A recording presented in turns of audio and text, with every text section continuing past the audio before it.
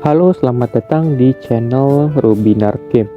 Di video kali ini sesuai dengan yang ada di pin komen di video sebelumnya, gue akan coba untuk bikin guide tentang Manticore Nest. Guide yang gue bikin di sini yaitu tipe guide yang komplit, dimana mencakup positioning musuh dan karakter kita, timing dodge dan juga skill cast, ditambah skill set yang dipunya si Manticore-nya. Oke, kita langsung aja ke pembahasannya. Di bagian awal ini gue skip dulu, nanti akan gue bahas di bagian skill set Manticore-nya. Sekarang gue mau bahas tentang positioning, yang dimana positioning yang paling optimal adalah dengan nempel ke tembok antara Manticore dan juga si agronya ya. Untuk detailnya bisa dilihat di sini dan juga bisa dilihat di bagian minimapnya ya.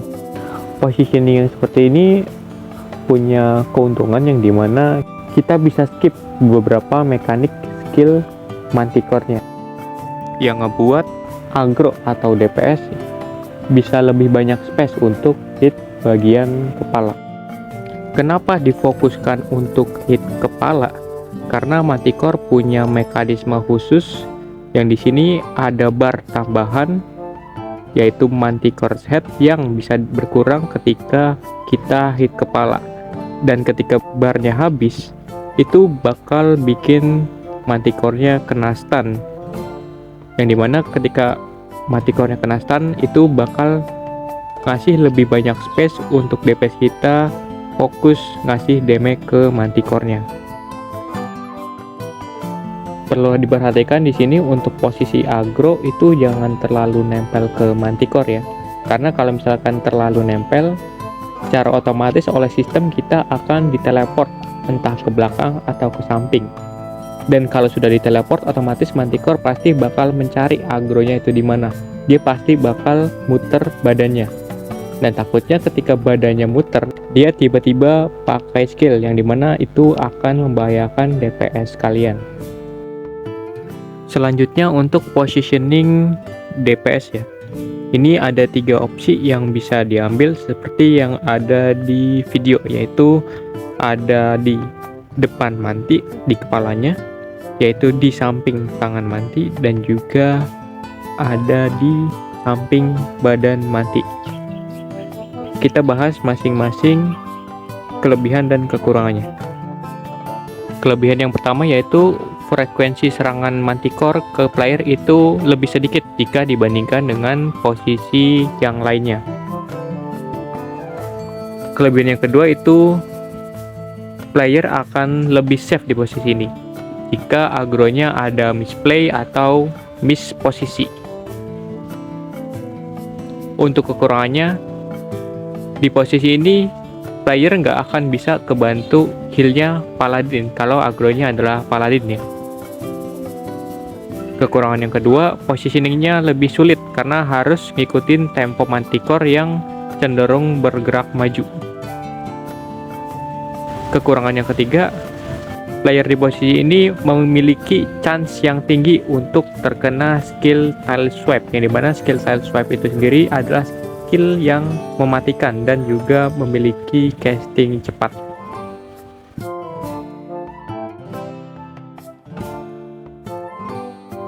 Posisi selanjutnya yaitu di samping tangan Manticore-nya ya. Kelebihan yang pertama itu di posisi ini kita bisa bantu hit kepala Manticore-nya di momen-momen tertentu. Kelebihan yang kedua, karena posisinya dekat dengan agro, maka di posisi ini bisa kebantu dengan heal-nya Paladin ya, jika agronya adalah Paladin. Kelebihan yang ketiga, positioningnya lebih mudah daripada positioning ketika kita ada di posisi di samping badan Manticore. Cuman untuk kekurangannya, jika agronya misplay, ini lebih bahaya daripada posisi ketika ada di samping badan Manticore. Untuk posisi selanjutnya yaitu di depan kepala Manticore ya. Di sini dia punya kelebihan yang pertama, 90% pertarungan kalian itu bisa hit kepala Manticore-nya. Yang dimana frekuensi untuk Manticore terkena stun pasti lebih tinggi daripada tidak ada DPS di bagian kepala Manticore ya. Yang selanjutnya sama seperti yang sebelumnya, ini bisa kebantu heal dari Paladin jika agronya adalah Paladin ya.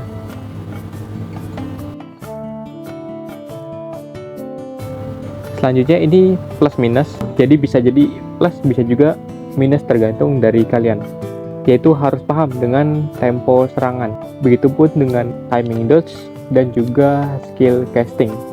Jika kalian paham semua itu, posisi ini adalah posisi yang paling tepat untuk ngasih damage yang lebih tinggi daripada posisi-posisi yang lain. Beda cerita kalau kalian nggak paham, bukannya ngasih damage bisa jadi kalian malah kena damage karena timing yang salah. Plus minus selanjutnya yaitu positioningnya bergantung dari agro. Kalau agronya jago, bisa memposisikan Manticore dengan benar, ini sangat membantu DPS-nya, karena DPS-nya bisa fokus ke damage dan juga dodge serangan Manticore. Beda cerita kalau agronya kurang jago, banyak misplay, banyak misposisi, bikin Manticore-nya lari-larian, bikin Manticore-nya muter-muter. Nah, otomatis DPS pasti bakal bingung, bakal kepecah fokusnya, damage-nya jadi kurang optimal. Kenapa di belakang itu bukan opsi? Karena kalau di belakang sangat berpotensi player bakal kena skill tile swipe-nya ya. Bukan cuma sekali, tapi 2 kali. Yang dimana itu pasti bakal fatal banget. Dan juga kalau misalkan player ada di belakang, jarak antara agro dan juga DPS-nya itu jadi jauh banget ya. Kasian untuk DPS-nya, bakal susah untuk keep up heal-nya. Oke, selanjutnya kita masuk ke dalam skill set ya. Jadi di sini gue akan menjelaskan sedikit tentang skill-skillnya Manticore dan juga ngasih beberapa tips mengenai skill ini, entah itu timingnya atau mungkin cara dodge-nya. Perlu diperhatikan juga sebelumnya, Manticore ini akan punya skill baru jika darahnya mencapai persenan tertentu, yang dimana akan gue tandai di sebelah kiri atas. Kalau misalkan persenan mencapai sekian, dia akan unlock skill baru. Dimulai dari 100%, yaitu ada skill leap, dimana Manticore ambil ancang-ancang, lompat ke arah target, dan menimbulkan 2 kali AoE ground level damage. Ini termasuk skill yang mudah dihindari ya, dengan blink, block, lompat, atau iframe.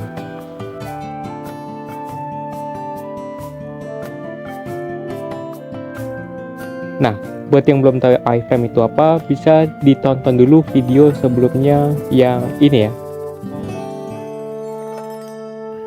Pro tip, untuk agro diusahakan itu jangan terlalu jauh ya posisinya dengan Manticore.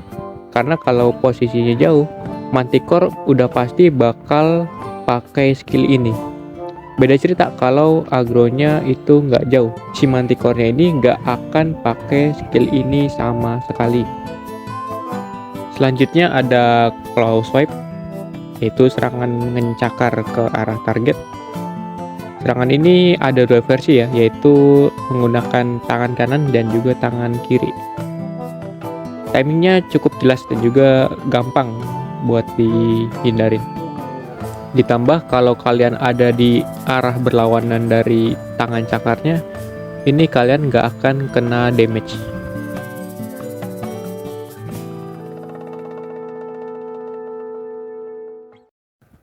Selanjutnya adalah tail swipe, yaitu serangan kibasan ekor ke arah samping.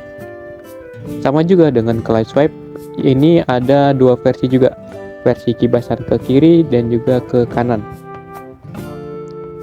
Skill castingnya cepat. Kalau kalian ada di posisi standby, harusnya masih noticeable dan juga ada waktu untuk dodge. damage-nya sakit, dan juga ada chance skill ini bakal digunakan 2 kali jika ada musuh di belakang Manticore-nya. Skill selanjutnya yaitu Spectrum Shower, di mana Manticore menembakkan 2 buah laser yang melingkar di sekitar badannya. Skillnya cukup noticeable, dan juga kita cukup dengan nempel ke badan Manticore, kita bisa terhindar dari skill ini. Skill castingnya lama, jadi kita ada space untuk fokus ngasih damage ke Manticore-nya. Skill selanjutnya yaitu Scattered Gravity Ball, yaitu menembakkan gravity ball ke arah depan yang akan pecah jadi 8 bola yang menyebar ketika menyentuh lantai. Untuk DPS yang ada di samping, kalian akan aman, gak perlu pikirin skill ini. Yang perlu diperhatikan adalah untuk aggro atau DPS yang dari depan, karena salah satu pecahan bolanya itu langsung mengarah ke kalian. Kalian bisa lihat ke arah pecahannya dan tinggal timing untuk dodge-nya aja. Pro tip, jika positioningnya seperti yang gue jelaskan sebelumnya, maka mekanisme skill ini bisa di skip.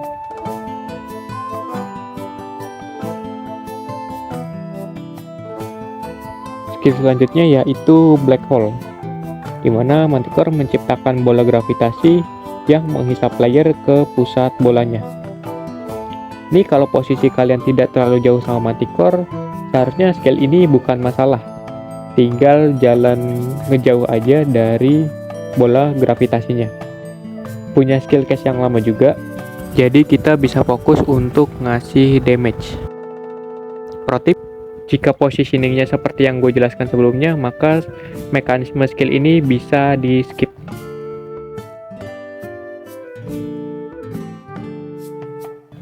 Selanjutnya ini ketika darah Manticore sudah turun sampai 80%. Nah, Manticore ini punya satu skill khusus yang dimana itu pasti dipakai dan hanya akan dipakai ketika darahnya mencapai 80, 50, dan 20%. Skill itu adalah namanya Crash, dan Crash itu sendiri ada 3 versinya. Semua versi Crash itu pasti sama, yaitu Manticore bakal terbang. Nah, yang membedakan ini adalah serangan dia ketika dia terbang. Untuk Crash versi pertama, dia bakal muterin arena sambil nembakin total 5 gravity ball ke arah aggro. Sedangkan untuk yang versi 2, sama juga, Manticore bakal ngitarin arena sambil nembakin 5 gravity ball. Cuman setelah itu dia bakal ngelakuin hal itu lagi. Jadi setelah dia selesai keluarin 5 gravity ball, dia bakal muterin arena sambil nembakin 5 gravity ball lagi. Untuk versi 3 bisa dibilang ini adalah serangan tambahan ya. Jadi ketika terbang, Manticore bakal ngeluarin whirlwind, yang dimana whirlwindnya itu bakal ngejar ke arah aggro. Setelah itu semua versi Crash ya pasti akan diakhiri dengan Manticore yang ngehantam tanah, ngakibatin AoE ground level damage yang disusul dengan serangan spike di arah depan Manticore-nya. Untuk serangan gravity ball-nya ini nggak bisa di dodge sembarangan ya, karena Manticore-nya ini ngeluarin bolanya bertubi-tubi, jadi nggak bisa sekali dodge doang. Kalau agronya Paladin, simple, tinggal blok aja, selesai, semuanya bisa ketahan. Kalau misalkan agronya Warrior, mungkin bisa dengan parry atau lari ngegocek bola yang datang. Pro tip, untuk yang kesusahan dodge ketika Manticore turun, bisa dilihat dari gerakan Manticore di udara ya. Ketika dia mau turun, dia bakal ambil ancang-ancang terlebih dahulu. Atau bisa juga dari sound effects kepakan sayap atau gemuruh ketika Manticore mau turun.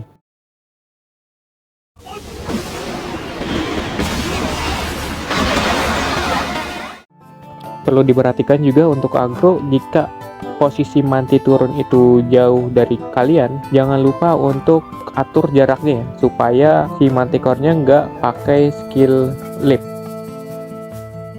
Skill selanjutnya yaitu Ground Slam, dimana Manti bakal angkat kedua tangannya lalu menghantam tanah, mengakibatkan AoE ground level damage disusul dengan gelombang Crescent Cleave ke area sekitar.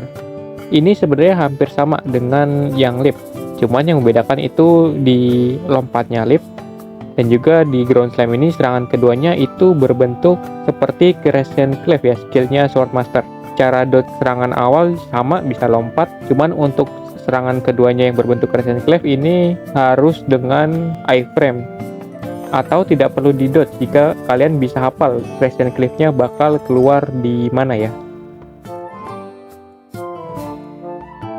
Ada juga skill Manticore yang dipakai ketika HP-nya di bawah 80, tapi kadang juga baru dipakai ketika HP-nya di bawah 50%, yaitu adalah Splitting Whirlwind, dimana Manticore mengangkat kedua tangannya sambil mengepakkan sayap, menciptakan 4 whirlwind yang bergerak ke 4 arah. Yang perlu diperhatikan adalah di sini salah satu whirlwind-nya itu bergerak ke arah Manticore. Jadi untuk semua player yang nempel di Manticore itu bisa dipastikan bakal kena efek whirlwind-nya. Pro tip, mekanismenya bisa di skip jika positioningnya seperti yang dijelaskan sebelumnya. Skill terakhir ini juga sama kayak yang sebelumnya. Dia antara pakai skill ini di bawah 50 atau 20%, yaitu namanya adalah Gravity Ascension, dimana dia memanggil 3 buah Gravity Ball raksasa yang membuat karakter kita jatuh, mengunci pergerakan dan memberikan damage setiap detik.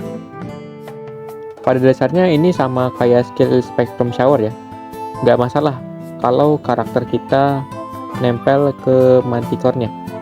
Ditambah casting skillnya juga lama, dimana ngasih space buat DPS kita untuk fokus ngedamage. Tapi kalau kalian ada di range skill Gravity Ascension, ini bisa dipastikan kalian tewas, khususnya di Hell mode ya, dimana selain damage-nya sakit, efek gravitasinya ini ngebuat kita tuh nggak bisa rolling ya, dimana kalau udah kayak gini kita cuma bisa pasrah sampai skillnya selesai. Oke, sekian untuk guide-nya. Untuk penerapannya kalian bisa cek di video gameplay yang udah gue upload sebelumnya ya. Semoga bermanfaat. Kalau ada kritik, saran, dan masukan bisa komen di bawah. Like kalau suka, dislike kalau nggak suka. Subscribe untuk konten-konten selanjutnya. See you, bye-bye.